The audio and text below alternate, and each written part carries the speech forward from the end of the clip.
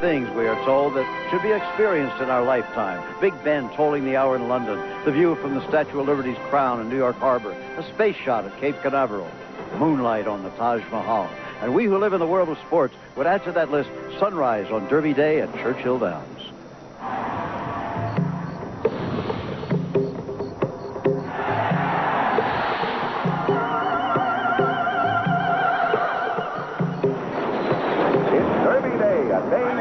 Churchill Downs, back to capacity for the Kentucky 100,000 strong.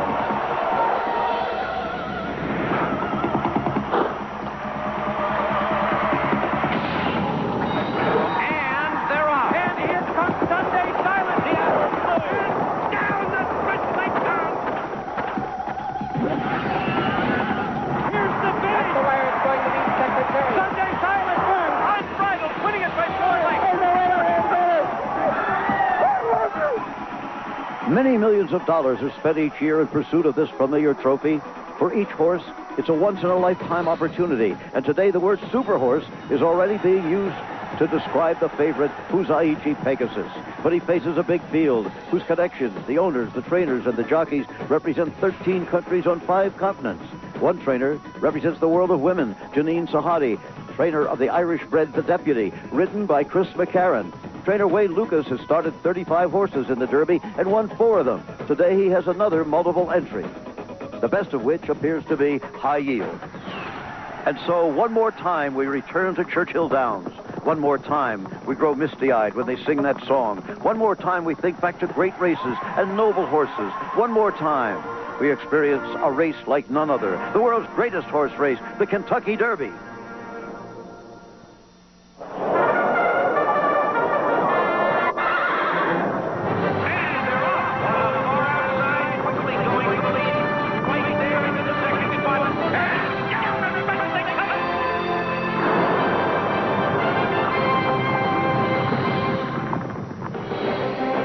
Well, it's brand new every year, and yet it's the same.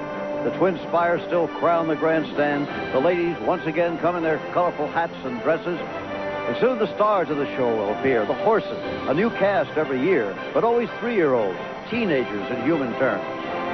Well, to open the new century, we have a frighteningly big field of 19 headed by a Japanese-owned and Kentucky-bred colt called Fusaichi Pegasus. Already, the experts seem ready to place him with the all-time greats if he just wins today.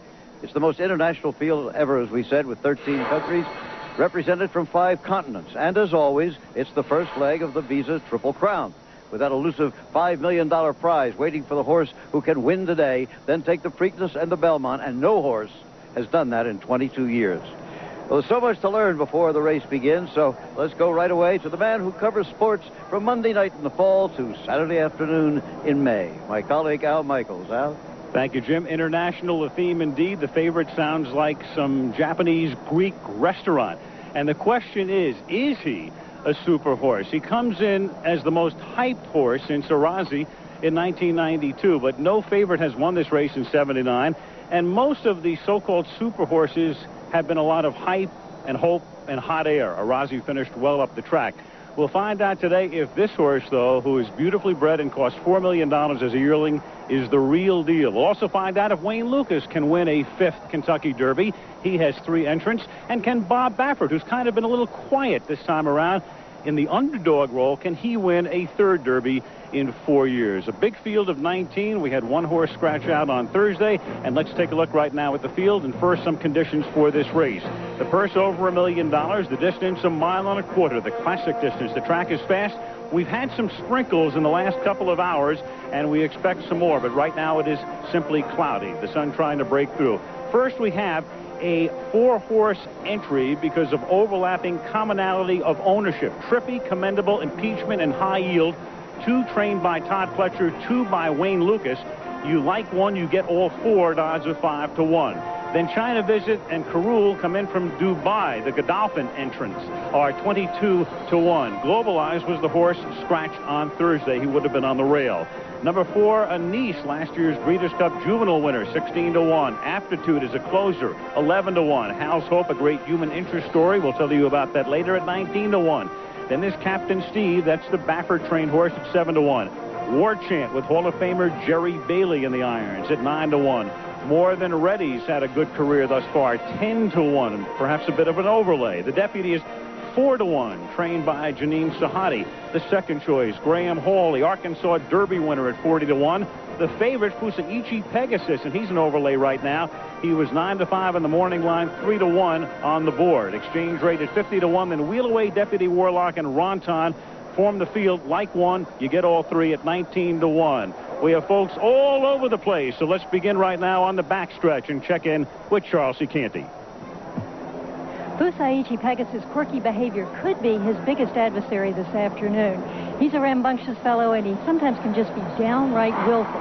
So we'll be watching to see whether this huge crowd distracts him from acting up or whether it just makes matters worse.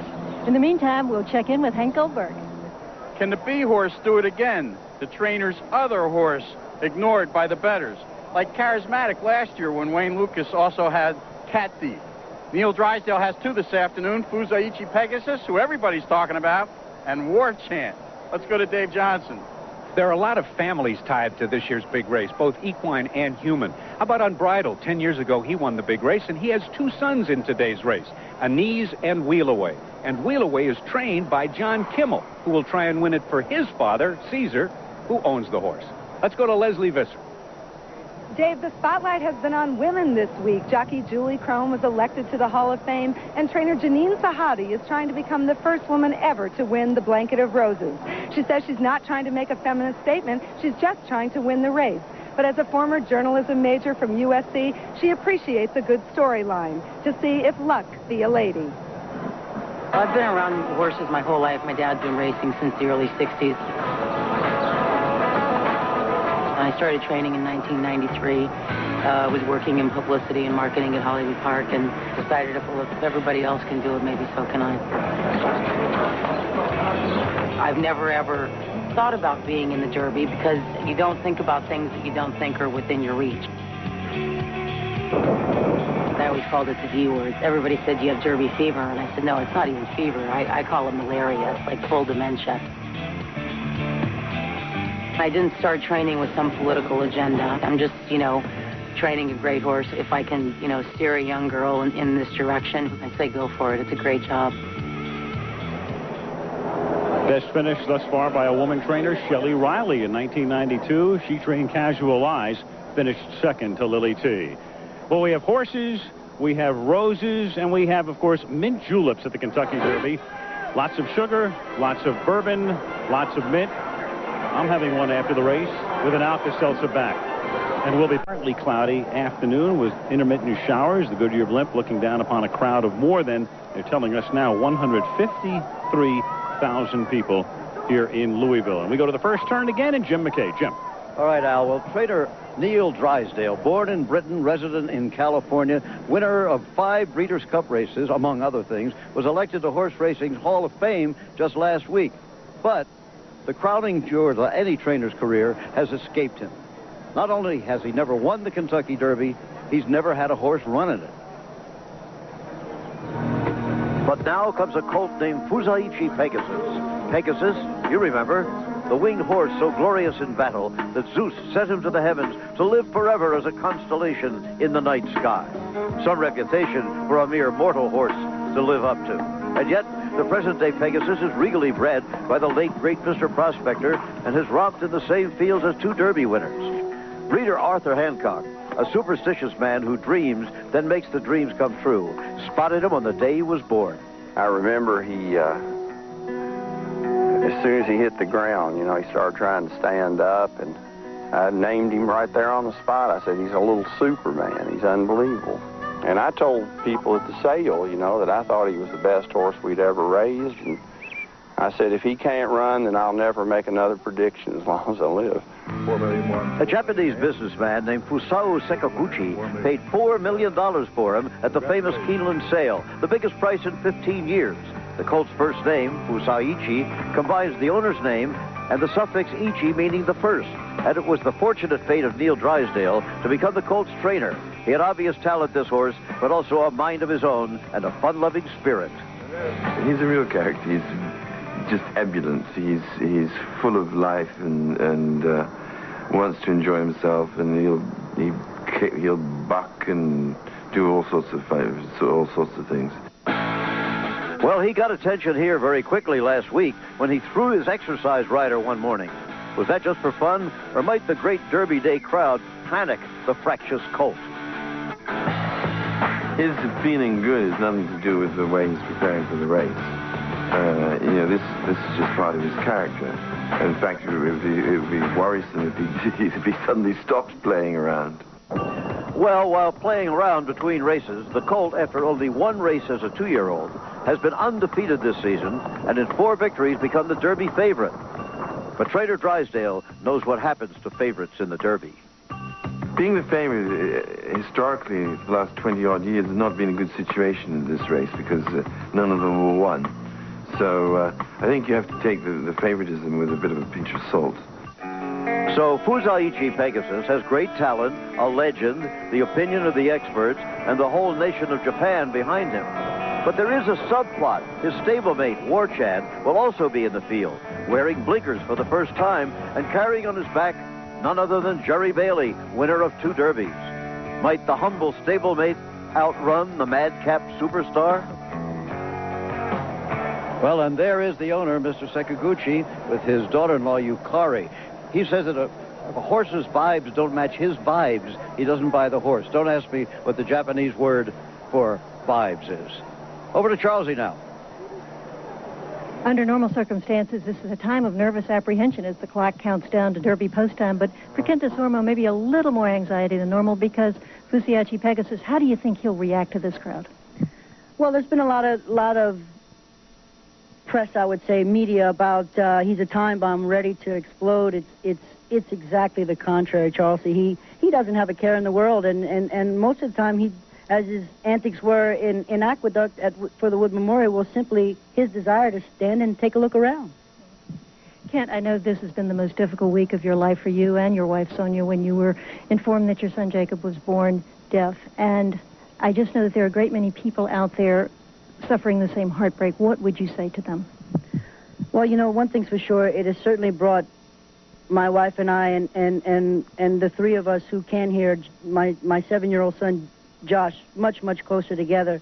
One of the things that happened with Josh was, Sonia was upset. She was devastated upon the news, and Josh was alongside of her, and she was upset, and he looked over and he said, "Mom, don't worry, Jake and I will be able to have secrets that no one else will know." So, he was been special with it. But I think most of all, growing up where I am in the racing industry, it's such a hustle and bustle. I mean, everybody works so hard. And we just kind of stop and take a look around because now all he has is his eyes. He can't hear all the hustle and bustle that's going around. So just stop, take a look around and know what's around you. And he feels the love you all have for him. You're all in our hearts and prayers. We'll be thinking about you. Appreciate that. Good luck this afternoon, Kent. And we'll go back to Hank Goldberg. Spectacular bid in 1979. That's where you have to go to find a favorite who justified the public's confidence in a Kentucky Derby. Actually, most of the betting choices were lukewarm, ranging from 2-1 to 9-2. In 1985, Chief's Crown went off at 6-5. Spendabuck ran off, had a 4-5 length lead early, and as you can see, he maintained it the entire way. Then there was Arazi, odds-on with unparalleled attention off his Breeders' Cup win, but he had surgery and only one prep in France leading up to the Derby, and he came up short as Lily T scored at 16-1. Remember Holy Bull? He was squeezed at the start and never recovered. Gopher Gin got the roses. Will the new millennium lift the curse of chalk from Fusaichi Pegasus? Well, his backers also have to worry about just getting him to the starting gate. Let's go to Jim. Okay, Hank, so perhaps the place to look for the winner is not at the top of the odds board, but closer to the bottom. Such was the case in 1995.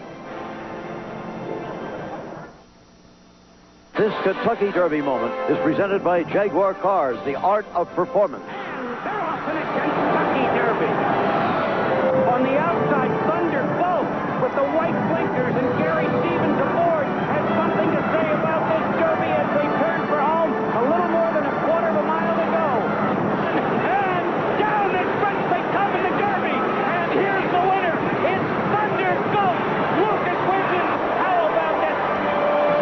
so he has dropped. The Deputy is the second choice. Then the 4-horse entry is the third choice. And Captain Steve right now being held at odds of 7-1. But all eyes are on Fusaichi Pegasus at odds of 5-2. The morning line, he was 9-5, so still a bit of an overlay. Everybody looking at him, but keep in mind now some very serious contenders in this race. Several horses who would be no surprise were they to wind up in the winner's circle. Let's take a closer look at some of them right now. Two-time Derby-winning trainer Bob Baffert hopes Captain Steve can send him back to the winner's circle. As a 2-year-old, Captain Steve won 4 of 8 starts, including the Hollywood Futurity. The captain is winless at age 3, but this is a familiar road for trainer Baffert. I think it's the same scenario as coming in here was real quiet. He won the Hollywood Futurity, and then he never won again until he won the Kentucky Derby. So hopefully that angle worked for us again, and that's what I'm counting on. With 12 starts, High Yield is the most experienced horse in the race. Trainer Wayne Lucas will saddle a proven commodity who has already earned more than $1 million and comes off a stirring win in the Bluegrass Stakes, holding off More Than Ready, another colt with a lot of experience and trained by a Lucas protege, Todd Pletcher. In 1999, this colt was a monster. His 10-length win at the Sanford Stakes at Saratoga, one of 5 victories. Bred in Ireland, the Deputy raced in England as a 2-year-old, then was shipped to Santa Anita and won his first race at age 3 on turf. Trained by Janine Sahadi, the Deputy appears capable of adjusting to any kind of pace, an important factor in a big field. I think the Deputy is a very versatile horse, and I think versatility is a very good thing when you're talking about this kind of race. In his last prep, the Santa Anita Derby, the Deputy knocked off 3 other horses who will be running today. Dave Johnson, so many things to think about. One thing, though, that you have to take into consideration, none of these horses has been 1.25 miles. And outside of those who go on to the Belmont, none of these horses figure to go 1.25 miles ever again. And now when you handicap a race, usually you look back to see their best performances. Not so with the Derby. You have to anticipate who's going to run their best race today. And for that reason, I think horses like Wheel Away and More Than Ready, Captain Steve, and High Yield still have their best shot yet to fire. If Captain Steve runs his best race today, Bob Baffert will wind up in the winner's circle again, 3rd time in 4 years, as we go to Leslie Visser. Al, Captain Steve is not the favorite on this first Saturday in May, but he is a story for all time. The horse was named after Captain Steve Thompson of the Louisville Police Department, who came to the aid of owner Mike Pegram in 1997 when Pegram was arrested and handcuffed for carrying a concealed weapon. It had been an unopened gift. Well, now Captain Steve has taken the pressure off Bob Baffert, who a few weeks ago tossed one of his famous wisecracks at Janine Sahadi prior to the Santa Anita Derby, but Sahadi was not amused. By the way, who's training the Deputy, you or Janine? I want We're not going to say. We're not going to say. Thank God my horse has a lot of class, because there's a lot of people that don't. That hurt. I reacted to something that was said to me. Whether or not it was in jest or not, I'm not interested in knowing. I don't behave like that, and, you know, it's over and done with. The remarks got taken out of context and was completely overblown. And there's water in the bridge, and now we're just focusing on getting Captain Steve to the wire first in the Kentucky Derby. Bob says his new approach is going to be called zipit.com, and he would like to get back to just being the man who so recently dominated the Derby. Al? Thank you, Leslie. Another man who has dominated the Derby is Wayne Lucas, and there is his primary entrant. He has 3, 1X High Yield, part of the 4-horse entry, right now at odds of 5-1. Fusaichi Pegasus still the favorite at 5-2. Back after this match. And there is a live look at Fusaichi Pegasus. This is called the walkover. He starts in the barn. They bring him out onto the track. And right now he is in the first turn, walking toward the paddock to be saddled there. And then there'll be the call for riders up and out to the post parade and the race itself. The Hewlett-Packard Insight into Technology takes us into the jockey Trip to the Derby paddock for 20 years. Wayne, a little bit about High Yield. What kind of a trip would be to your advantage from that outside post? I think we're going to have an energy-saving trip. I would like to see us place well, but not necessarily on the lead at the first turn. But we're going to have to conserve some energy because we're giving up ground. course, you win this a lot, but not with the horse we think. Good luck to you, Wayne. And Al, as he said, he didn't used to like that outside post, but now having won it there a couple of times, he's all for it. Wayne has broken from just about every post, 38 horses in 20 years. And meanwhile, Todd Pletcher, one of his proteges, half Wayne's age, not only comes to the Derby for the first time, but saddles 4 horses. He has 4 of the 19 in the field today. Todd Pletcher, one of the up-and-comers. Here's a closer look. My dad trained horses for 25 years in the Midwest, so like a lot of kids growing up on the racetrack, I traveled around a bit. So I remember at an early age, my mom was asking me, what do you think you want to do when you grow up? And I told her, you know, I thought I wanted to train horses, and she told me she thought that was a great idea. He's got so many strengths. He's very organized, very meticulous, and doesn't let anything go unturned. And in some ways, I think it's an advantage that there's not all the pressure on one horse, and everything's got to happen for that one horse. We get the luxury of having 4 chances. The Derby is just one of those special moments that I guess it doesn't matter if you've been here 5 times or you've never been here. I wouldn't imagine going over there and not getting some chills down my spine when those horses go on the track and the crowd roars. Now a live look at the jockey's room. It's Corey Nakatani. He'll be riding number 4, Anise. Corey, one of the very best in the West. Craig Perret has won this race before aboard Unbridled in 1990. Kent DeSormo, this is his only mount of the day and the only race that really matters on Derby Day as we go back to Jim McKay.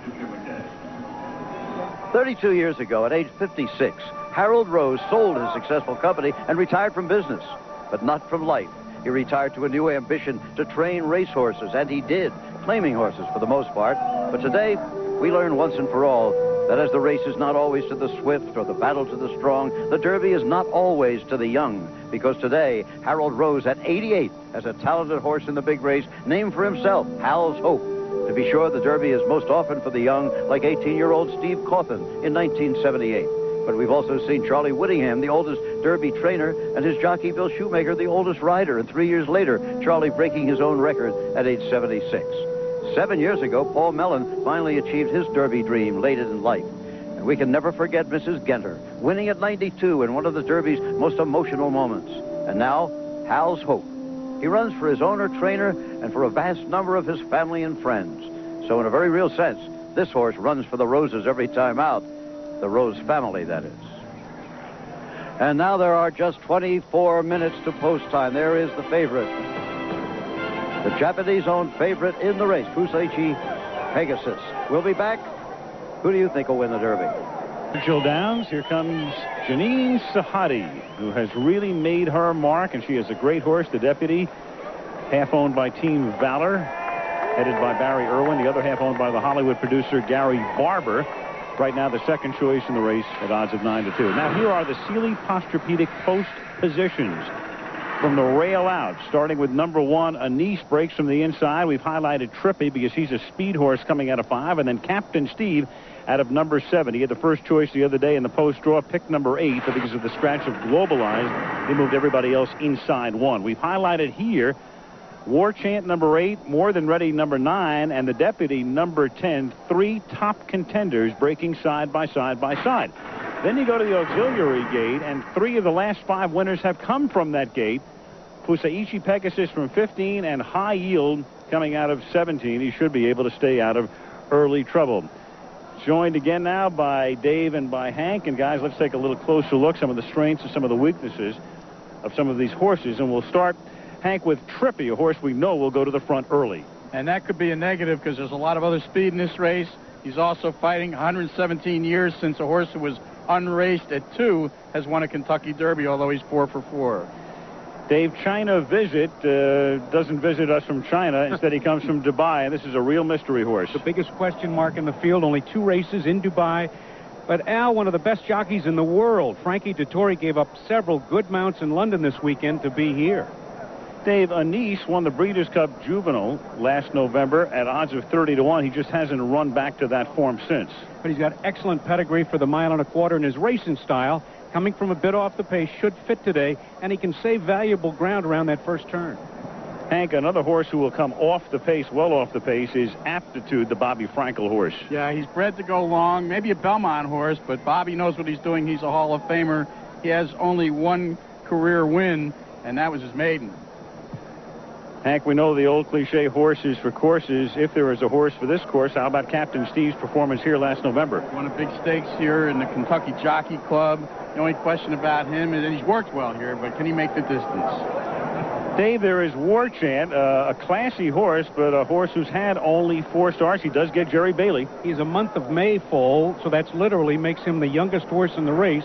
Trainer Drysdale took it easy on him. Consequently, he's only had 4 starts, but 3 wins. Let's take a look at More Than Ready, who was engaged in a terrific stretch duel, losing out at the end to High Yield in the Bluegrass. And Al, if you want a horse who's won in front of 140,000 fans already, here he is, because More Than Ready won on Derby Day, a 2-year-old stakes on the undercard last Derby Day. Hank, in 1941, Whirl Away won the Kentucky Derby and the Triple Crown. Today we have Wheel Away. Well, he can close. He did so against a speed bias at Keeneland in the Bluegrass. He hasn't won a graded stakes, so that could be going against him. Hank, I'm going to ask you to pick the winner, but first you're going to tell me how that winner is going to get there. Well, a lot of speed, but speed's been doing well today. Hal's Hope, Trippy, and Graham Hall are going to be out there early, and High Yield, coming from number 17, is going to be right in behind trying to get position. Right behind them will be the deputy, Captain Steve, War Chant, and probably More Than Ready. And then as they go around to the backstretch, the front runners are going to start to get a little tired because I think they're going to run about a 46. And that will set up for closers if they can make it. But you've got the deputy coming on the inside, Captain Steve on the outside, War Chant right there. You don't see Fusaichi Pegasus yesterday, but he's menacing. At the top of the lane, War Chant and deputy slugging it out. Captain Steve starts to drift. Here comes Fusaichi Pegasus. Aptitude is going to make a big run up the rail, and as they hit the finish line, Fusaichi Pegasus takes over. The deputy is chasing but can't keep up, and it looks like Aptitude is in there for third with War Chant in a photo.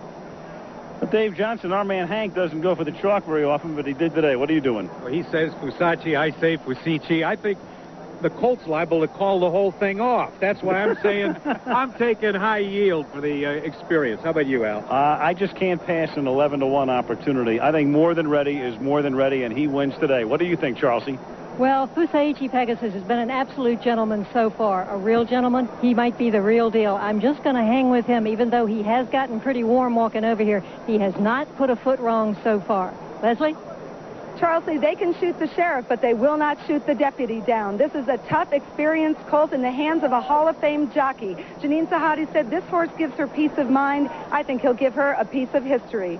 Jim, who do you like? Well, I can't go for the favorite at those odds in this big field, so I'll take a long shot, Aptitude. However, my wife, Margaret, has picked many more winners of the Derby than I have, so I suggest you go along with her. And Margaret says, the deputy, the deputy. When we come back, the all-time number one song, number one song in the sports hit parade in a minute, the playing of My Old Kentucky Home. Team jockeys mount their colts and get ready for that walk underneath the main stands and out into the sunshine in front of 153,000 people. Hold with a post.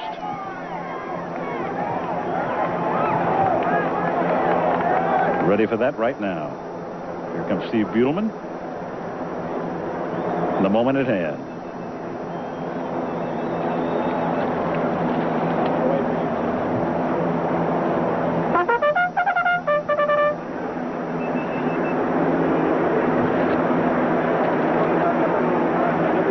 Ladies and gentlemen, please rise for the playing of My Old Kentucky Home, performed by the University of Louisville Band. The band is directed by Dr. Fred Speck.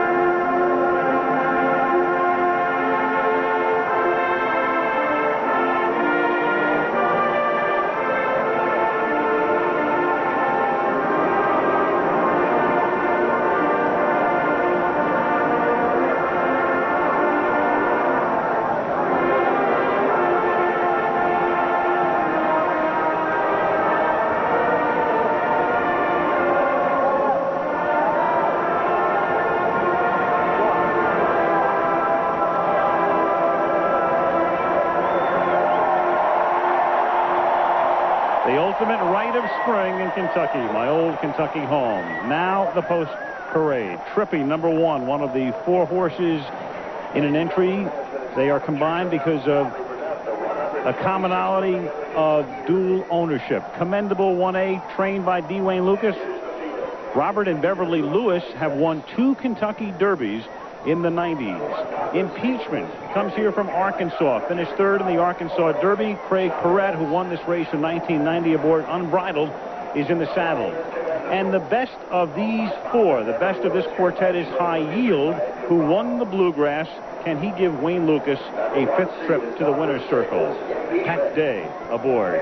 Then the entry from Dubai, China Visit, from the Godolphin stable, comes in, along with Frankie Dettori in the irons. And his entry made to be is Carul, ridden by Marlon St. Julian, with 4 lifetime starts and 1 win. Number 3, Globalized, was scratched on Thursday. Number 4 is Anise. Corey Nakatani comes in to try to win his first Derby. Alex Hassinger is the conditioner. He was 4th in the Santa Anita Derby. Number 5 is Aptitude, who will have to come from behind. Alex Solis gets the mount. Brice Blanc had been his rider until now. Solis up for the first time. Bobby Frankel is the trainer. Hal's Hope, the great human interest story. Jim touched upon it. The 88-year-old Harold Rose bred him, owns him, trains him. Roger Velez, longtime jockey, gets his first Derby mount.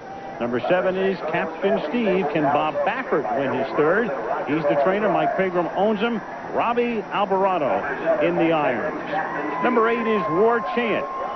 He has the services of Jerry Bailey. Bailey won this race with Chief Hero in 93, Grindstone in 96. He is one of the 2 Neil Drysdale trained horses. Number 9 is More Than Ready. John Velasquez, whose agent is Angel Cordero, the great ex-jockey. He's in the irons. He's one of the 4 Fletcher horses. He finished 2nd to High Yield in the Bluegrass. Number 10 is The Deputy, the 2nd choice right now at 9-2. Chris McCarron has won this race twice. Ali Sheba in 87. Go for Gin in 94. Trained, of course, by Janine Sahadi. Graham Hall with Shane Sellers in the irons is number 11 at 45-1. Very little respect for a horse that just won the Arkansas Derby. Number 12 is the favorite at 5-2, Fusaichi Pegasus, trained by Neil Drysdale, who was voted into the Hall of Fame this week, his first Derby start. Number 13 is Exchange Rate. This one of the 3 Lucas horses. He runs uncoupled, and not often do you get 50-1 on Wayne Lucas, but here's your chance. Then 3 horses in the field. You like any one of these 3? You get all 3. Wheel Away. Number 14, Richard Migliori, hasn't been here since 1987. He gets the mount. Deputy Warlock, trained by Ken McPeak, comes off a 4th place finish in the Bluegrass. And rounding out the field is number 16, Ronton. Brice Blanc gets the call. Vladimir Serin is the trainer. So the field of 19 warming up prior to the start of the Kentucky Derby. 6 minutes to the 126th Classic. Fusaichi Pegasus is 2-1. So he has dropped consistently since we came on the air when he was 3-1. Jerry Bailey has been to the winner's circle 2 times in his illustrious career riding War Chant. We have Jerry Mike. How's your horse warming up, Jerry, and what would be an ideal trip for you? He's warming up great. If I could be 3rd flight, 6 or 7 lengths off the lead, maybe tracking the Deputy or more than ready, I'd be happy. Is there a track bias today? Is it better inside or outside? I think it's pretty even, but I don't think you want to be too far back. And the track is very fast. Jerry, good luck to you. Thank you. Another man who's won it twice is Chris McCarron. Chris aboard the Deputy. How is your horse warming up, Chris? Terrific, Al. He feels great. Chris, have you sneaked a peek over at Fusaichi Pegasus?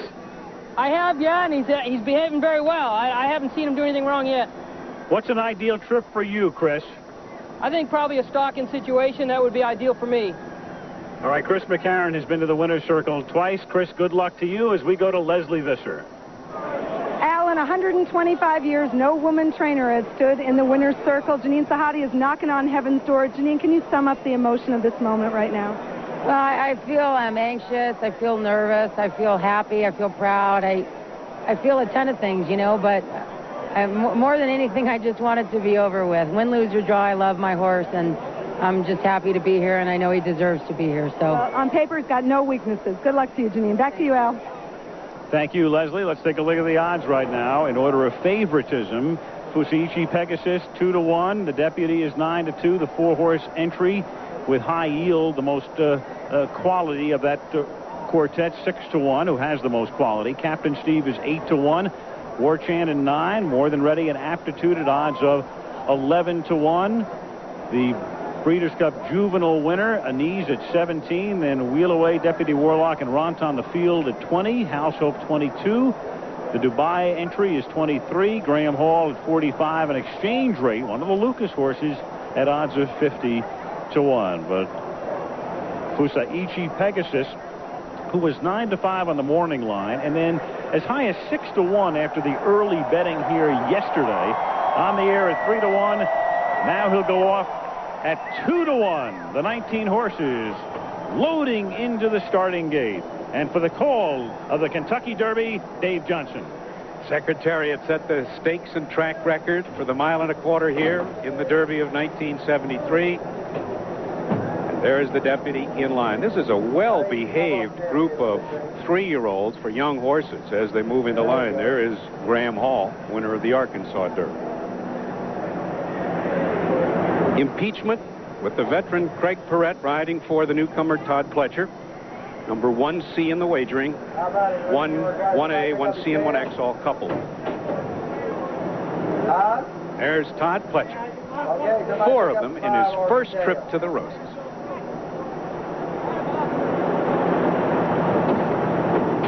The favorite, Fusaichi Pegasus, now at 2-1.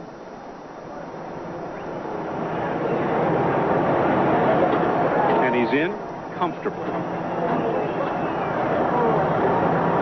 Loading the outside gate, and 7, 8, and 9 in post position order.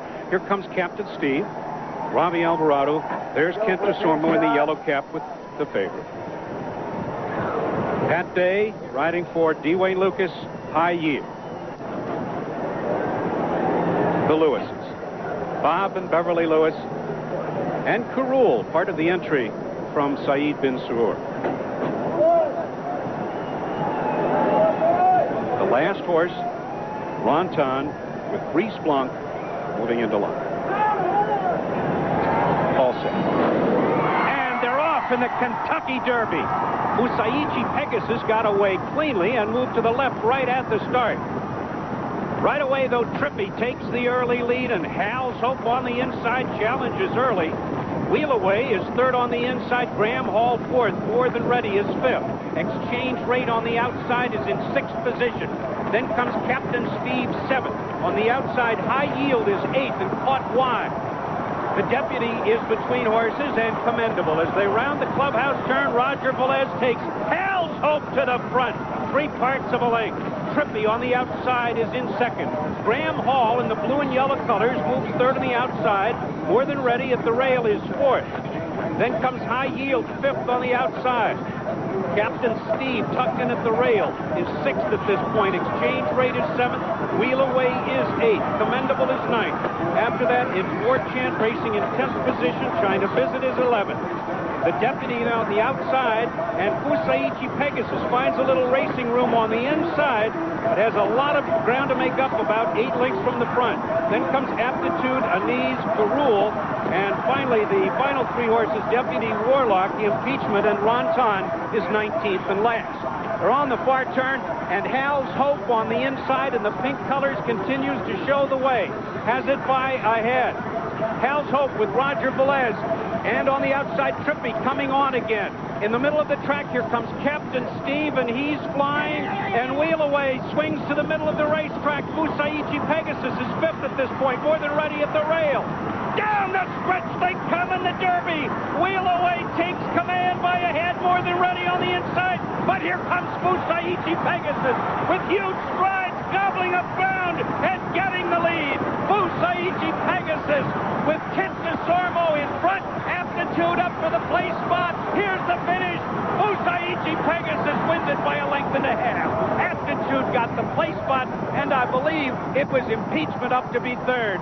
So the 20-year jinx has been cracked. And Fusaichi Pegasus wins it. There he is right there. The winner of the Wood, a tremendous victory there and improving on that today.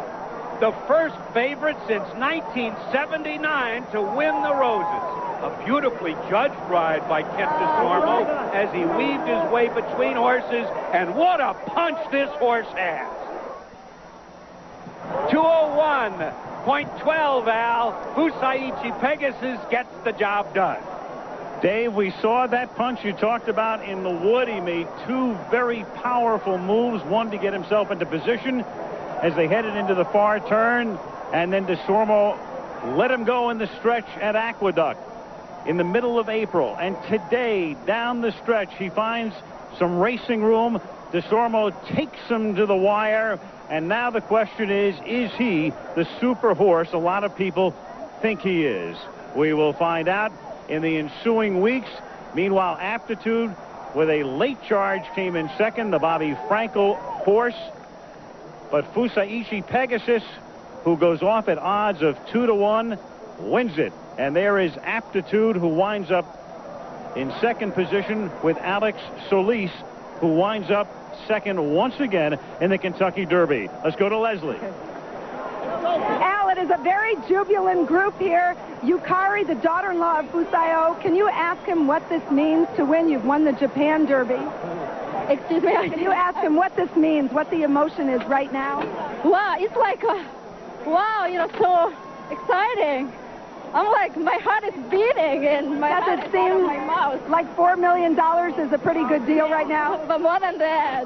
Well, congratulations to all of you. Back to you, Al. Okay, Leslie, Kent DeSormo will go to the winner's circle again. He was there with Real Quiet in 1998, riding that horse for Bob Baffert and for Bob and Beverly Lewis. And Kent, I assume you can hear me right now. It's Al Michaels upstairs. Oh, good boy. Yes, I can. Hi, Al. Congratulations, Kent. Just briefly tell us what the trip was like. I had a marvelous trip, Al. The deepest concern I had was this guy left the gate like, let him walk normal. He left the gate like a pony, and, I might have got myself far back, but he just reeled him in very, very easy. The only question was turning for home, whether he could do what he did going a mile. And when I encouraged him to improve his stride, he just took off like a rocket. And I knew at that point this race was over. How concerned were you when he did fall that far back in a 19-horse field? How worried were you? Well, I would be worried if I would have been pushing, but I wasn't pushing on him. I had, the magic word in his game is comfortable early. And he was so comfortable, I wasn't out of touch. And I just tried to bide my time and think not to worry. And things worked out, Al. He's a marvelous horse. And congratulations to the owners and Mr. Drysdale, who stepped up and bought a pretty colt. And this pretty boy can run. Yes, he can. All right, Ken. Jim McKay will be talking to you very shortly in the winner's circle. Congratulations. Good boy. Okay, Hank Goldberg has joined me right now. Hank, let's pick it up on the far turn. Well, you have House Hope on the lead at this point, and you have Fusaichi Pegasus and the deputy 8 lengths back. They ran a half mile in 46, Al, and so there was plenty of speed to chase here. And what happens is Fusaichi Pegasus gets the trip, and the deputy simply did not fire. And you'll watch Fusaichi Pegasus with the same kind of explosion down the stretch that he showed in the Wood. And I certainly believe that this horse had to convince everybody today. Impeachment ran a heck of a race to run third, and Aptitude was second. Our horse was bred to run the distance. I thought Aptitude ran a terrific race. He did. There's no question about that. As we look at it, he was coming on at the end as the winner takes it by a length, maybe a length and a quarter. Here's the overhead shot from the blip. And you can see the Sormo as he just has this horse going. Just beautiful stride, a beautiful animal. The Sormo fits him perfectly. There's Aptitude coming up with Impeachment on the inside. Impeachment's not going to catch these two. And look at how easily Fusaichi Pegasus is going at this point. He was just fantastic behavior-wise and running-wise. And how often do you see a Derby winner hand-ridden home here, Dave? And one of the most eye-appealing charges from the back of the pack in a 19-horse field. A sensational effort. Absolutely sensational. Fusaichi Pegasus. One race as a 2-year-old, and now as a 3-year-old on this first Saturday in May to the winner's circle with a 126 Kentucky Derby. 2:01 and 1. And only 3 horses in the history of the Kentucky Derby have ever run this race faster. Here's Charleston. I'm with Alex Solis, who has just lost his 10th Kentucky Derby, still looking for that first victory, but a great closing effort aboard Aptitude. He's being consoled by his son, Austin, who's very disappointed his daddy got beat. You had a good ride, though. Yes, I sure did. I couldn't ask for a better trip. He broke cleanly, and going to the first turn, the main thing was not to get him in trouble, and we had a fantastic trip. Unfortunately, the horse that won, he was super today. You had the bad fortune to run into Fusaichi. We're going to change his name, Pegasus. But a good competitive effort from this colt, and he looks like he'd be still competitive at the Preakness in 2 weeks. Yeah, I think he probably is going to go to the Belmont, and I think he's going to be extra tough there. All right, Alex, thank you very much. That's a rematch to look forward to. We'll go back to Al. Well, it was bound to happen. There were no favorites in the winner's circle in the 80s, none in the 90s, and now in the 2000s we begin where we left off in 1979 when Spectacular Bid won the Kentucky Derby. This horse began the day when we came on the air, he was 3-1. Then he dropped to 5-2, and then shortly before post time he went to 2-1. The result is not official as yet, but he will pay at minimum $6 for winning the Kentucky Derby. Let's take a look at the connections, the contingent, the connections of Fusaichi Pegasus as they watch their horse come home.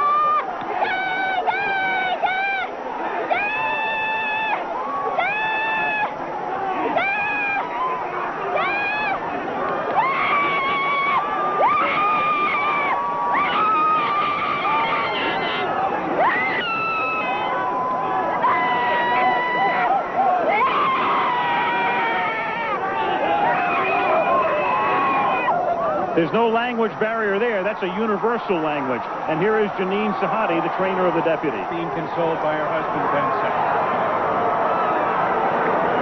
Ben. The deputy going off as the second choice at odds of 9-2, but not there at the end. You know, now there's going to be a lot of speculation about the Preakness because it's just 2 weeks rest. You know, he had 3 weeks since the win. Secretariat with a record, the only horse to run this race in under 2 minutes. Then Northern Dancer with the second fastest. Spend a Buck decidedly. And Fusaichi Pegasus puts himself in position on a graphic featuring some pretty good horses, Hank. I just wonder, Dave, for 19 horses, have you seen a cleaner run race? Very clean.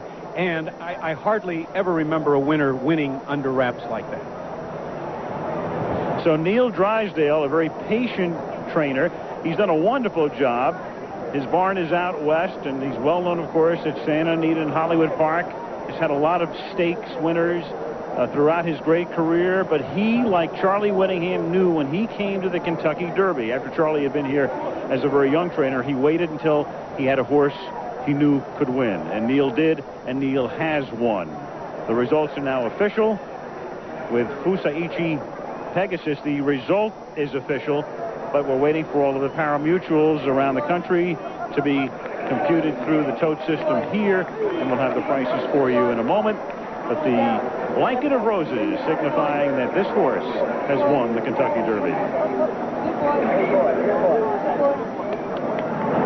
Also, Impeachment, who finished third, was coupled with Trippy, Commendable, and High Yield. And fourth under the wire was More Than Ready with John Velazquez, and he ran a pretty good race. High Yield was really compromised because he just never could get in position. He stuck outside early and just couldn't get into the race.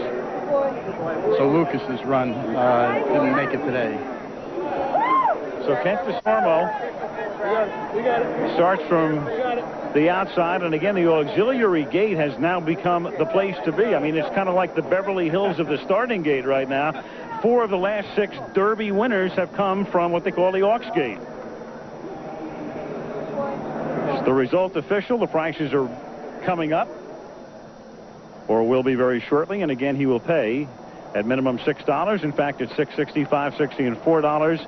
Aptitude at $9.80 and $5.80, and the 4-horse entry, including Impeachment, at $4, with the $2 exacta paying $66. Kent DeSormo was there in 98, there again in 2000, as Fusaichi Pegasus wins the 126th running of the Kentucky Derby. To the winner's circle we will go when we come back to Louisville. And we're back in Louisville. Again, a look at the prices with Fusaichi Pegasus paying $660, and there at the bottom, the exacta at $66. The Tri pays $435. The Superfecta more than $1,600. And time now for the Morgan Stanley Dean Witter Measure of Success replay. Joined again by Dave Johnson, Hank Goldberg, and we have him isolated as he breaks here. Number 12, Fusaichi Pegasus. What do you think of him at the start, Dave? Well, he got away cleanly, but the interesting thing was how Kent DeSormo guided him to the inside. Everybody thought that when they chose that outside gate that he was going to stay outside. A gutsy move as Kent DeSormo rode the rail, especially down the backstretch. Here he is just behind Burrell with Marlon St. Julian, and Kent DeSormo is looking and cooking. And then, Hank, as we all know, every year it could be a real cavalry charge and a lot of bumping around that first turn, but not today for this horse. No, it was a remarkably clean race, and he took him into what could have been no man's land going into the rail like that, taking his chances of getting blocked, but he wasn't, and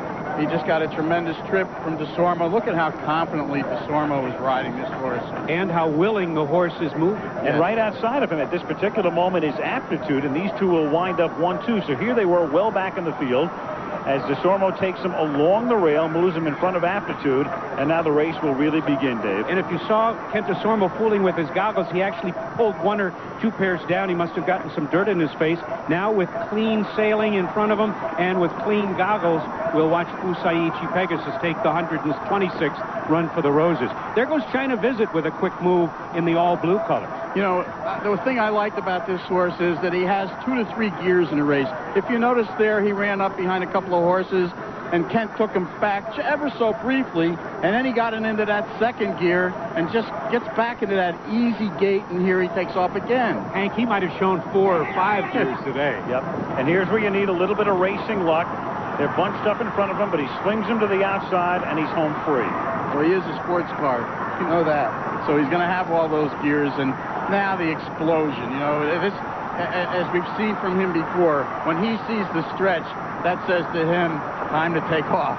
All the other jockeys using their whips, Kent DeSormo using his hands. The winner of the Kentucky Derby, as we take a look at the final order of finish, Fusaichi Pegasus wins it a length in front of Aptitude, with Impeachment winding up third, and More Than Ready, Wheel Away, who made a strong bid at the end. China Visit, Carule, Captain Steve Warchan, and Deputy Warlock. And then to Trippy, the speed horse, Exchange Rate, Anise. The deputy finished 14th. High Yield, House Hope, who was on the early lead. Commendable, Ronton, and Graham Hall finished last. And now it's time for the adjulant winning moment. I guess you could call this the adulation winning moment as well. The Fusaichi Pegasus connections.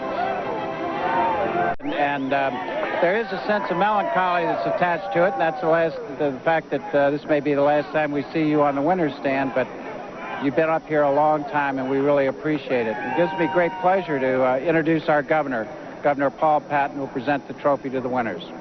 Well, Jim, it's certainly my pleasure to present this symbol of the best 3-year-old in the world, that is Fusaichi. Close, but not a cigar. Pegasus, and to Mr. Good to see Sekaguchi. You. Good to see you. Congratulations. Let's have a word with Mr. Sekaguchi, or actually his interpreter, Mickey Suge. Congratulations, first of all, on a wonderful victory. Thank you. Okay. And you realize, of course, this is the first time that a favorite has won the Kentucky Derby since 1979. What obvious... You got it? Yeah. No, we didn't get it because we didn't have the mic there. Say it once again. 79年以来、本命馬がダービーには勝っていないんですけれども。Okay, one day, however, your horse is going to have to retire. Where will he go? いつかこの馬もフサイチペガサスも引退の日を迎えるんですが、その時にはどこへ行くのでしょうか。もう今そういうことを考える余裕がないです。もう感動でいっぱいです。I am just in awe right now of all the excitement. I don't have room to think about that right now. We'll get you later. Congratulations again. Over. Excuse me. この馬はアメリカの大事な宝だから、やはりアメリカに置いておきたいと思います。There's just one thing that I would like to mention. Fusaichi Pegasus is the treasure of the United States, so I intend to keep him in the United States. That's all I want to know. Thank you very much. Over to Charlesy. One thing we know, that Ichi means number one, and he is number one. Trainer Neil Drysdale, you were elected into the Hall of Fame this week. You just gave us a wonderful demonstration of why. You took this colt from unraced to Derby winner in 6 starts. Very carefully planned campaign. Well done. Thank you very much, Chelsea. He's a very talented horse. I want to thank Mr. Sekiguchi for sending the horse to me. Thank you very much. Domo arigato. It was also a very beautiful ride by jockey Kent DeSormo. Watch this ride as he threads through. Kent, tell us what it was like. Well, we had some challenging moments at the 3/8 pole where there was a wall of horses in front of me. And the thing is, though, when I needed him to move forward, I had tons of horse. And full credit to Mr. Fuseo's son, who saw a pretty horse, and he's pretty and fast as well. And Neil had him time-trained, to the minute today. He pulled up, never wouldn't blow out a match. So I'm just thrilled to be here, and thank everyone for giving me the opportunity. His breeder Arthur Hancock dubbed him Superman as a baby. He was right. Now, it seems moot to ask you about the Preakness. Well, you know me. I'll just say, let's see how he comes out of this race. Congratulations to you all, and we'll go back up to Al Michaels. ABC has covered the Kentucky Derby. Next year we hand the reins to NBC. I've covered it now for 15 consecutive years, and the best part of it is to have worked with a broadcasting treasure. Jim McKay, you are something very special. So are you. You caught me with that one now. Well, this is our last one for a while. Since 1975, ABC Sports has been privileged to bring you the last 25 winners of the Kentucky Derby in the 20th century, and now the first in the 21st. It's very rewarding to think that that figure represents 20%, 1/5 of all the Kentucky Derby. In the tank, here are the official results with the favorite, Fusaichi Pegasus, paying $665, $64. Aptitude at $980 and $580. Impeachment, $4 for show.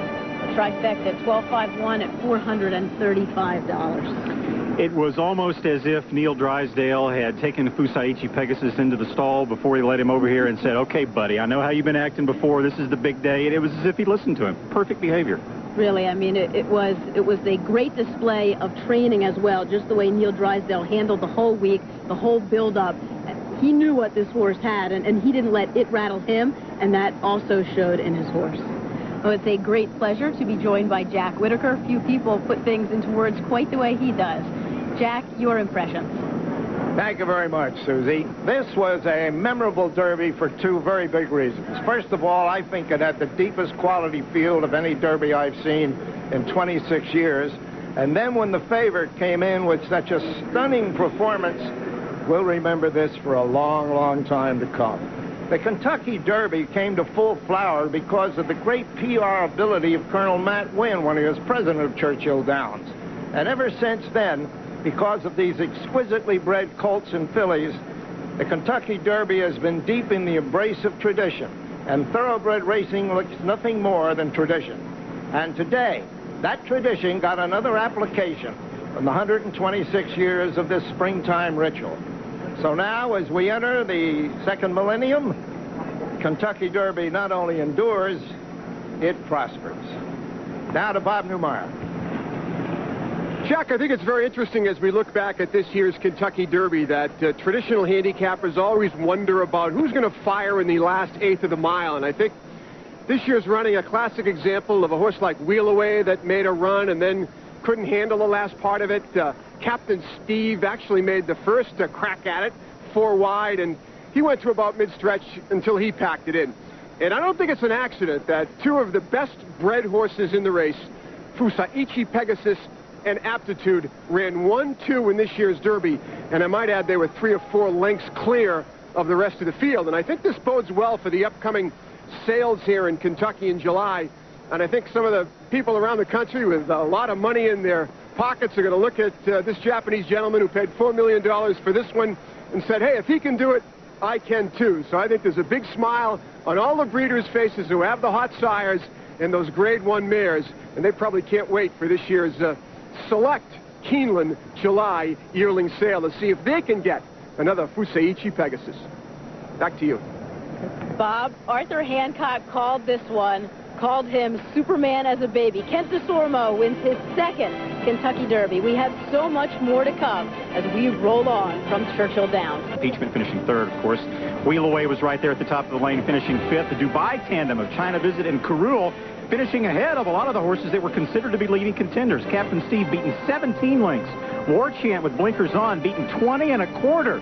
And also very disappointing performance by the Deputy, who had not run a bad race in quite a while, pretty much in his whole career. And the Deputy finishes 27 lengths behind Fusaichi Pegasus today in 14th place. And at the very bottom of the field, just barely crossing the finish line, and again a trot, so to speak, is the 19th place finisher, Arkansas Derby winner Graham Hall. Let's go back down to Jack Whitaker now, who's with the winning trainer. Thank you, Susie. Here is a very cool and collected Neil Drysdale. While his horse was fractious and acting up, you kept your cool all week long. You knew something we didn't know. Well, I mean, that's part of his character. And if that disappeared, then I would have been very worried. But he was very happy coming into the race and playing around. And whenever he asks him to do something seriously, he does it. Doesn't he just put his mind to it once he gets in that gate, doesn't he? Well, not even that. We're just schooling coming into the race. Every time we did something a bit more serious, like go to the gate, he behaved very well. And well, I noticed on the walk over when he started to jump a little bit, you put a little blanket on him. Well, he started to get some flies on him, and it was starting to irritate him and sort of sweat him up a little bit. So I was trying to put the fly blanket on, put a fly net on him, and that made him annoyed. So we took it off. And then as soon as he got into the paddock away from the flies and put some cold water on him, and he cooled right down, and then he was good from there on. Well, he's a good-looking thing, and we hope we're going to see a lot more of him. Neil, congratulations on being elected to the Hall of Fame, and in the same week you win your first Kentucky Derby. Does it get any better than this? No, it doesn't. It's been a fabulous week. Very humbling. Well, we hope we're going to see a lot more of you down the road. Thank you very much. Thank you. Right. Susie? Well, he had said prior to the race that he hoped it would be like D. Wayne Lucas last year, the Hall of Fame induction during the week and then winning the Kentucky Derby on Saturday, and it was the same thing happened again. Now let's go down to Kenny Rice, who is with Bobby Frankel. Thank you, Susie. I'm with another Hall of Fame trainer, Bobby Frankel, who came close to winning his first Kentucky Derby with Aptitude. Bobby, you told me a minute ago you were ready to run down to the winner's circle at one point, it looked. Yeah, he was in a good position. He had a hold of the bridle, which is a good sign. But I got to congratulate Neil Drysdale and especially Kent DeSormo, because he rode a brilliant race on his horse. He took a gamble, and it worked out for him, because if he gets stopped one stride, those two, I probably could have won it. Since Aptitude broke his maiden on January 1st out of Santa Anita, he comes back east, runs strong in the Gotham, even stronger in the Wood, and of course we saw what he did today. How much better can Aptitude get, you think? Well, I think as the distance goes on, he might get even a little better. So we're going to skip the Preakness and just head for the Belmont Stakes. Hopefully in 2 days, everything looks good on him. No doubt about that, then. No Baltimore onto New York? Oh, without a doubt, no Baltimore. Somebody has to put a gun to my head to go to Baltimore, but nobody's going to do that. How's it feeling like for you now, back at the Derby, and you look there and you come so close? Well, maybe I'll win one day. You know, it was fun. I was proud of my horse. Alex rode a good race. But like I said, Kent rode a brilliant race. I mean, he took the spot where I was and took the gamble, and he got through, and that was the difference. Bobby, thanks for your time. See you at Belmont. Thank you very much. Thank you, Bobby Frankel, the man who trains Aptitude. Now let's go over to Bob Newmeyer. Well, Bobby Frankel, the trainer, has never won a Derby. Neither has this gentleman next to me, Alex Solis, the rider. And Alex, we've got to stop meeting like this. These runner-ups here on the roof of the Jocks room. I remember talking to you after the Captain Bodgett near miss. This was a very, very powerful run by your horse, and I think Frankel's right. Had Kent get stopped on Fusaichi Pegasus one stride, you might have been the winner of this race. Well, actually, right when we got to the quarter pole, I thought I was a winner. I was moving so easily, and I look up and right ahead of me, like a length, was Ken just galloping, and I said, oh, shoot, he's going to be tough to beat. You had a clean trip, though, you tell me. A lot of the riders were telling me that they got around pretty well. Let's pick up your horse.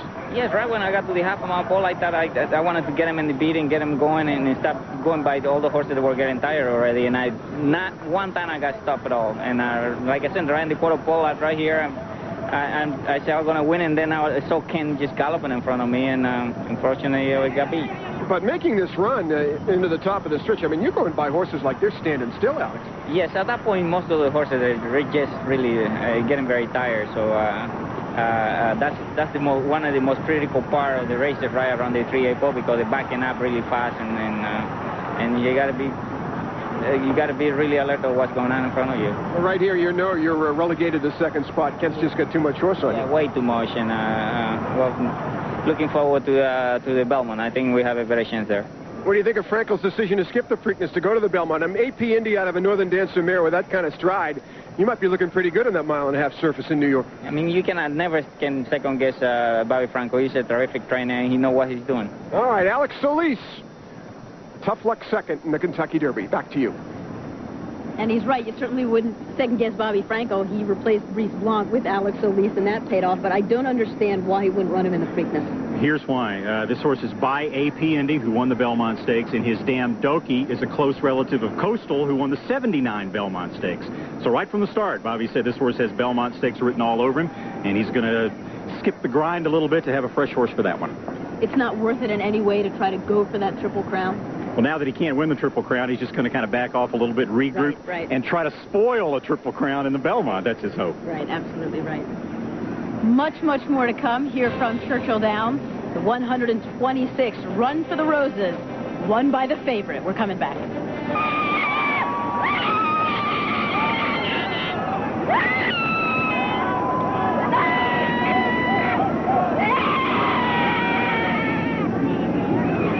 Let's go back down to Jack, who is with a very, very happy owner. A very happy and victorious owner of Fusaichi Pegasus, and with him we have the owner, of course, Mr. Sakaguchi, and the interpreter, Mickey Suke. And Mickey, would you ask the owner here if he can possibly describe his emotion? 今の感動のほどを言葉で説明をしていただきたいと思います。言葉で説明せということは非常に難しい。もう頭の中はもう感動の嵐でいっぱいで。It's very difficult to express it in words, but right now my mind is just spinning and spinning with emotion. Was he ever worried about the horse's performance in the early morning? 今までの朝の調教でいろんな報告がありましたけども、心配の要素にはなっていましたか？一切そういう心配はしておりませんでした。もうニール調教師ともうペガサス全幅の信頼を置いてました。Nothing worried me. I had full faith in both Fusaichi Pegasus and the trainer, Mr. Drysdale. And, of course, now he thinks the $4 million purchase price was well worth it. 4ミリオンの、その払った、報酬はたっぷりと戻ってきましたね。いえ、もうお金のことよりかロマン、そして挑戦でした。私は今回この馬を買ったの。Will he keep the horse in the United States? 馬をアメリカに残しておきますか？はい。これはアメリカのプロスペクターというとアメリカの宝ですから、アメリカに置いておきます。Mr. Prospector was the treasure of the United States, so his progeny should remain in the United States as well. Thank him very much. Thank you very much. Susie? Thanks, Jack. Well, as Bob alluded to earlier, the $4 million purchase, does it change at all the thought process of owners that, well, maybe if I do spend enough, I can go out and win the Derby? It might, and Mr. Sakaguchi has spent money on horses before and has made it pay off. He won the Japanese Derby with a horse called Fusaichi Concord. So he's had some success with these Fusaichis before. More to come from Churchill Downs. Lots more analysis and interviews with winning connections, as well as the runners-up. Stay with us. We'll be right back. How does this one feel? Jack, I tell you, I don't need wings to fly out of here. I'm on cloud 9 again. This is just as good as it gets. Tell us about the trip. I had a wonderful trip. I had horse a little concerned early because he was a little laggard, but he was comfortable, and that was the most important part. I see we have us on monitor right now. Right now, I'm thinking I just need to slide over and get closer to the fence as I drew the 18 hole. And I'm falling back, but he's comfortable, and he's just under his own powers right now. He's very relaxed. Very nice. Very, very relaxed. I've got these two horses in front of me here that are slowing it down, and quite frankly, I had to slow this big. Look at this size of this colt, and I'm just slowing him down and going to bend him, go through this first turn behind these two guys and keep his face clean. I think that's the integral part here, because with all the sand in their face, you know, and going up in their nose, they can't breathe. Well, we saw you flipping some goggles. Well, it was sticking, you know, as you can tell, the track is very moist, therefore it sticks where it lands. So at that point, I moved inside. I got a rail trip all the way down the backside, but I'm very far back right now. You can see I'm starting to move my arms a little more. I'm starting to push on him, and there I go. He starts to progress. He's doing it very, very, very comfortable, and I'm taking in the sights in front of me. Right now, he slows down on his own because there's nowhere to go. There's horses directly in front of me, and right about now, everyone quickened. The horse in front of me peeled out and went for his run to victory, and I was able to slide forward and just move forward with him. Beautiful move there. Certainly, and it continued. It happened again. Now there's another horse in front of me. We can't see it right now, but he does it again. He moves out and attempts to win the race. Now I'm at the last flight. There's one flight of horses in front of me. I have to slow him down to get around. I think it was the 14. Yeah. I slow him down here, wait for the 14 to outrun me so I can get out, peel him out, and Jack, let me tell you, right here, he's getting his legs back under him, and now I say go. And he took off like you wouldn't believe. The race was over. It was just a matter of making him stay attentive to my instruction. I need you to keep moving forward, keep striding towards the wire, and he did everything. I mean, look, he's just a beautiful, beautiful horse. Congratulations to Mr. Paseo's son. He bought a horse that was pretty when he was a yearling, and this pretty boy can run.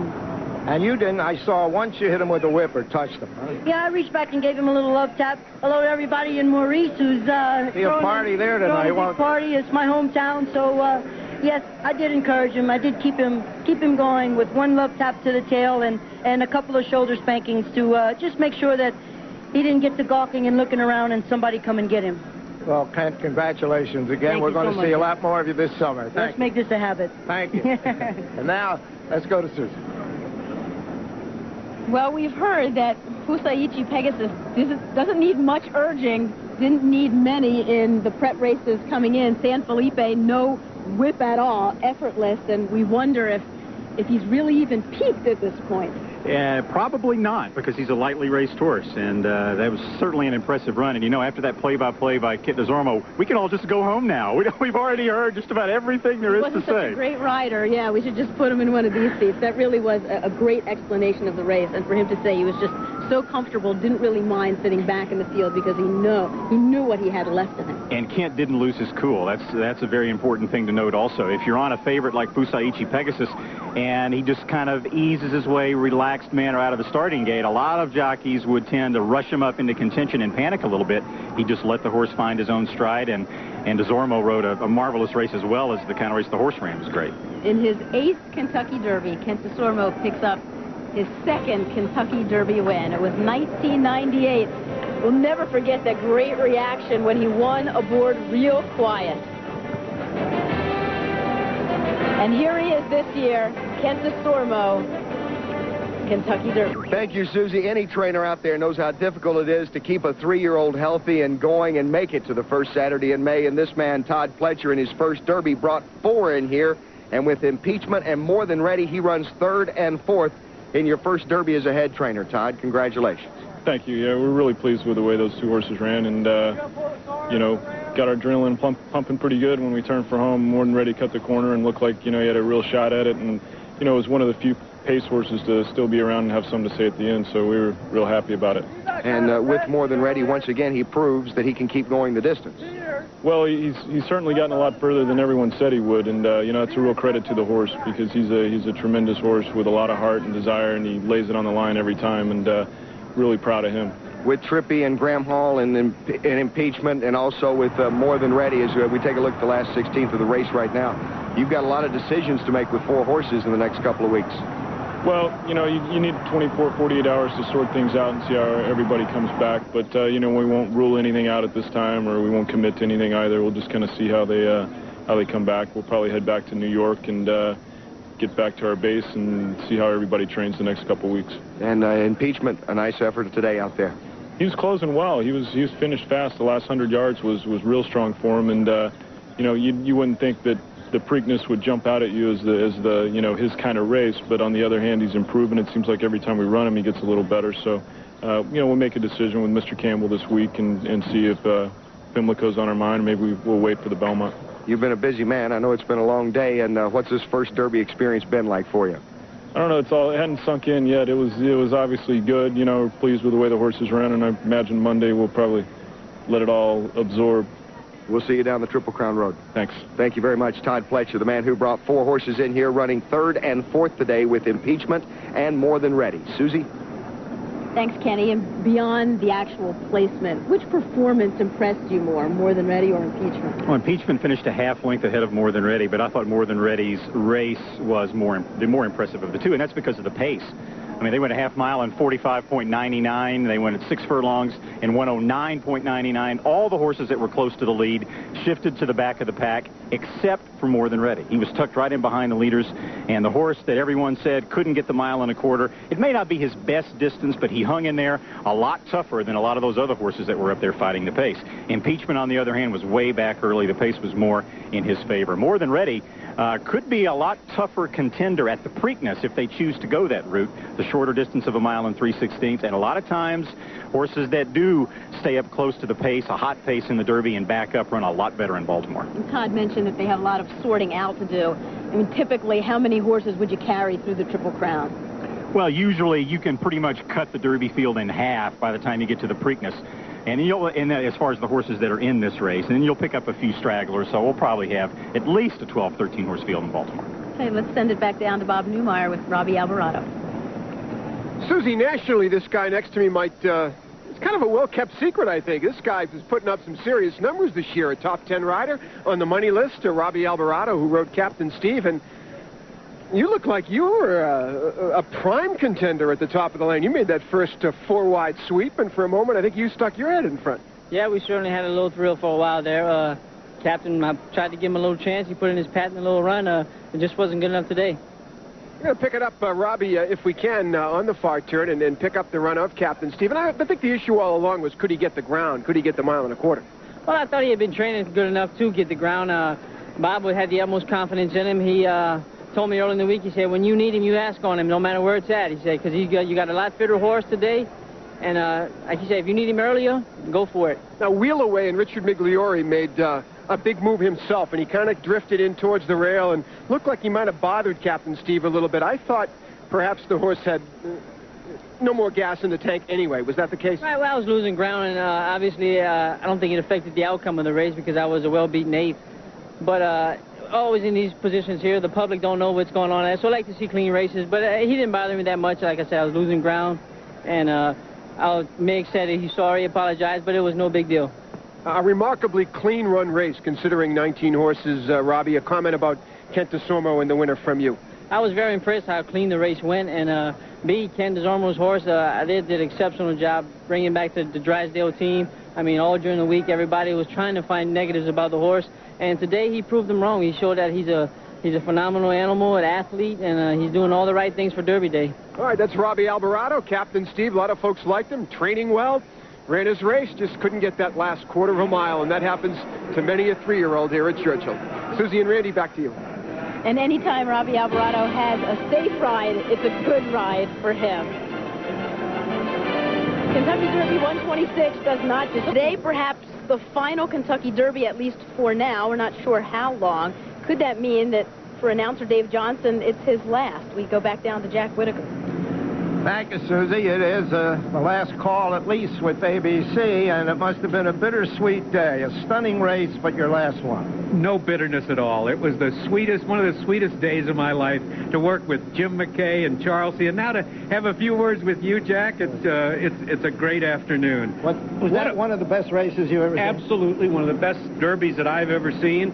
And you know what you had after the end of the race was you had one winner and 18 horses with no excuses. That's right. It was a very cleanly run race. It was. Everybody was well behaved. Coming to the gate, no problems. And then once they started the race, a gutsy move by Kent DeSormo. He had the outside post, but then interestingly enough, he took the inside route down the backstretch, which I think was, it wasn't the key to victory because he probably could have gone from anywhere on the track. But what a racehorse. He's convinced me. I picked against him. Oh, yes, absolutely. Well, here he is on the rail. How many gears do you think he had? Look how I counted 3 this time.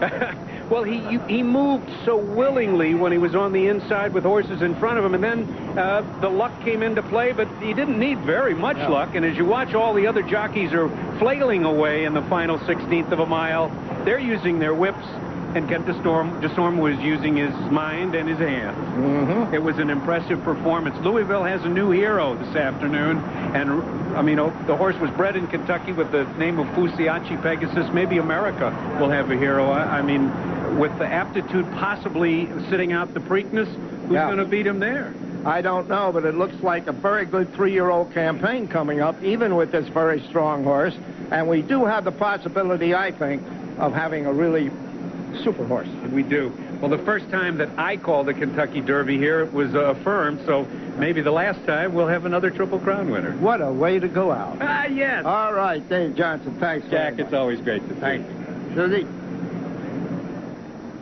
Thanks, Jack and Dave. I wonder about some of the horses that were such great stories going in. House Hope was really setting the pace for a good part of the race. Then what happened? The pace got him. It was just too fast of a pace. 6 furlongs in just a little bit faster than 110 with some pressure from Trippy and then later from some other horses is just too much for House Hope. I mean, we've talked about that beforehand. And it was too much for Trippy. They both faded and finished way back in the pack, and I doubt if we'll see them go on to Baltimore. And War Chant was going to be the other horse again that could possibly have finished in the money, but no. You know, we had talked going in all week long about how deep this field was. It was one of the deepest Kentucky Derbies that we'd ever seen, and pretty much Fusaichi left the field in shambles because a lot of the horses that were supposed to run well were beaten 15, 20, 25 lengths even. You know, I made the comment that there may be a 13-horse field in Baltimore, and I think the heat may be getting to me a little bit out here because the more I think about it, I don't know how many horses are going to be willing to go to Baltimore to challenge him there. It seemed as though all the talk before the race was that so many horses could challenge, but then it was broken down into 1, 2, even 3 different groups, and some just left so far behind. Right. You'll probably have more than ready there. Red Bullet is already waiting for the Preakness, maybe snuck in. Those will be the logical contenders for Fusaichi Pegasus, Fusaichi, and he's got a heck of a shot at the Triple Crown, and this would be the 4th consecutive year, if he were to win the Preakness, that we would go to the Belmont with a chance at a Triple Crown. We've been saying his name all day. I think we should just take the tack of his trainer who just calls him the Colt. By any name, he is the Kentucky Derby champion of 2000. He'll be back. Gate, first of all, watch the rail. That is a niece who ducked to the inside and got off slowly, well behind the field.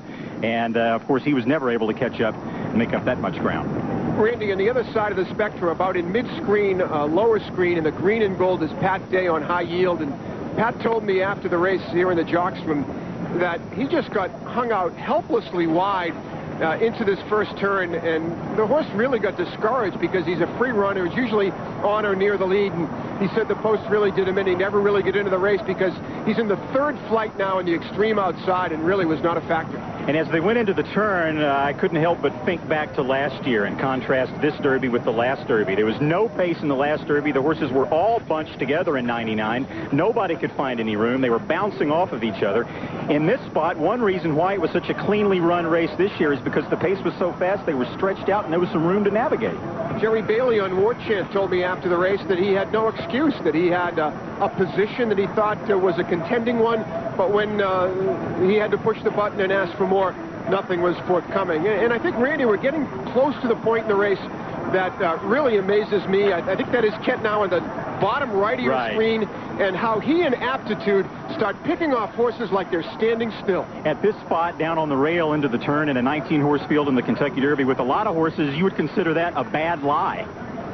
Yeah, you see Kent now on the inside just kind of maneuvering for position. Solis now in the pink cap behind the yellow silks of DeSormo, is in the middle of the racetrack. He's spotting him now a length and a half, and now it's can they get through? What a great shot this is. You don't get a chance to see a view like this very often, and you see Solis going to the whip there on Aptitude, trying to catch up, but DeSormo is just pumping those hands.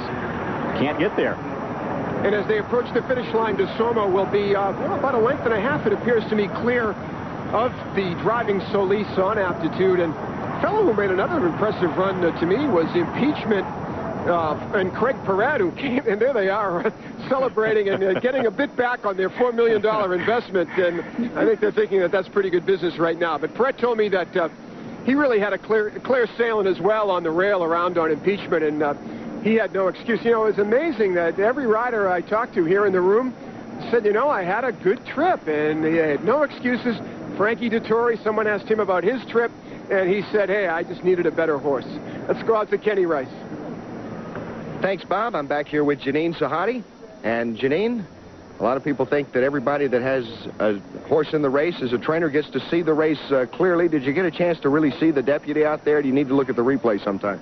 Yeah, I'll have to watch the replay. I mean, I saw him go by me the first time, and I was sitting in the box seat section, and he looked okay. He looked semi-comfortable, and he seemed to be okay. And then I saw that we sort of got shuffled back going into the first turn, and by the time he was, you know, midway down the backside, I could see he really wasn't going anywhere. So, you know, I was just watching what I could, you know, from what I could see, I just wanted to make sure he was okay.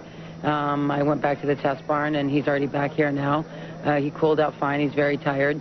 Chris really didn't have anything much to say other than the fact that he was very tired and pulled up good, and just didn't really seem to be into it at all. So, you know, I'm disappointed, but I came here with the best of intentions, and my horse tried his best, and we will go home and regroup and, you know, get him ready for things later on in the summer. You say go home, back to California. Any chance of being back in the Triple Crown, or do you wait for the races later? No, I don't have any desire to I want to take my horse home and give him a little bit. He's been going pretty good for the last, you know, 4 months, and he deserves a little bit of a break, and I'm really excited to get this horse on the grass again down the road. So it was fun, and this town, the city's been amazing, and everybody's been very supportive, and you know, I'm disappointed, but life goes on. It's just the Kentucky Derby after all.